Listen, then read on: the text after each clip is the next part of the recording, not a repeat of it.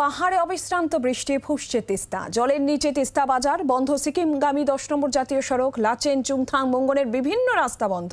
আর এরই মধ্যে নিরাপদ আশ্রয়ের খোঁজে জঙ্গল ছেড়ে শহরের কাছাকাছি জঙ্গলি হাতির দল। আকাশ এখনো কালো। অবিরাম বৃষ্টি চলছে বৃহস্পতিবার রাত থেকে। ওপরে উত্তর সিকিম থেকে নেমে আসছে জলের স্রোত। ফুঁসে উঠেছে জল ঢাকা ঘিস, রায়ডাক, সংকোশ আর তিস্তা।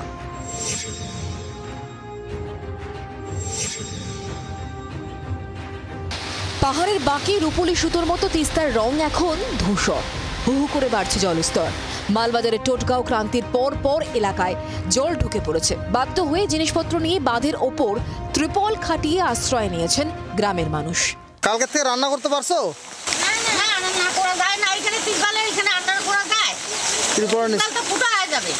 ত্রিপল ফুটা হয়ে যাবে।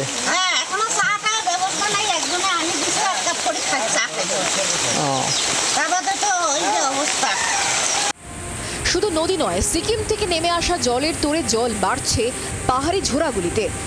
জঙ্গলেও ঢুকে পড়েছে জল। বৃহস্পতিবার রাতে জলপাইগুড়ির বৈকুণ্ঠপুর বনাঞ্চল থেকে পাশের কালিয়াগঞ্জ, কাবলিবস্তি, জোড়াকদমের মতো গ্রামগুলিতে ঢুকে পড়েছে বুনো হাতিরা। তিস্তার জল বাড়তেই ওপর থেকে ভেসে আসছে জ্বালানি কাঠ। প্রাণের ঝুঁকি নিয়ে নদীতে নেমে সেই কাঠ সংগ্রহ করছেন স্থানীয়রা। দুজন রয়েছে রশির সাহায্যে। আচ্ছা, ওইভাবে ঘুরে যাচ্ছে। জীবনের ঝুঁকি হলে কিছু করার নাই। এইভাবেই আমরা আগের থেকে ধরতাম। জ্বালানি হিসেবে ব্যবহার করি আমরা, যাতে আমাদের সুবিধা হয়। ভয় লাগলেও কিছু করার নাই, অতটা লাগে না, কিন্তু যে এটা আমাদের অভ্যাসে পরিণত হয়ে গেছে এখন আর কি। তিস্তা বাজারের সামনের রাস্তা এখন জলের তলায়। ধস নেমে বন্ধ হয়ে গিয়েছে সিকিমগামী 10 নম্বর জাতীয় সড়ক। ঘুরপথে সেবক করোনেশন ব্রিজ হয়ে ডুয়ার্স থেকে গরুবাথান, লাভা, লোলেগাঁও হয়ে কালিম্পং বাইপাস দিয়ে ধরে সিকিম যাওয়ার রাস্তা খোলা। তবে এই পথে ভারী যানবাহন চলাচল নিষিদ্ধ করেছে প্রশাসন।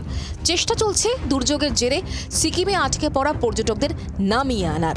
31 নম্বর জাতীয় সড়ক জলঢাকায় সংরক্ষিত ও অসংরক্ষিত এলাকায় জারি হয়েছে হলুদ সতর্কতা। দুতলা বাড়ি, ঠিক আমি তার ছাদে রয়েছি।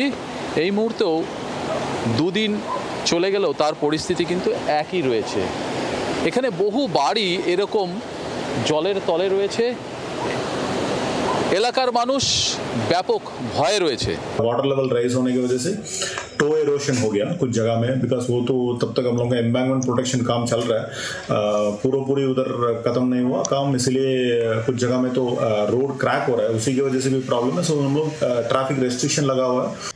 ডুয়ার্সে যোগেশচন্দ্র চা বাগানের পাকা লাইনে আবার অন্য বিপত্তি। মুহুর্মুহু বজ্রপাতে নষ্ট হয়ে গেছে 11টি বাড়ির টিভি, ফ্যান, জল তোলার পাম্প সহ যাবতীয় ইলেকট্রনিক্স সরঞ্জাম। দিনমজুরি টাকা জমিয়ে কেনা জিনিসপত্র এভাবে নষ্ট হয়ে যাওয়ায় সংকটে পড়েছে চা শ্রমিক পরিবারগুলি। ক্ষতি হয়েছে এরকম প্রায় কারো বাড়িতে পুরো ওয়ারিং করছে, ওইখানে তো আপনি দেখলেনই মনে হয়, ওদের পুরা জ্বলে গেছে, কারো মোটর, কারো ফ্যান। আমারই তো 32 ইঞ্চি টিভি ক্ষতি হয়ে গেছে। পরিস্থিতির দিকে নজর রাখছে স্থানীয় প্রশাসন। দুর্গতদের কাছে পৌঁছে দেওয়া হচ্ছে ত্রাণ।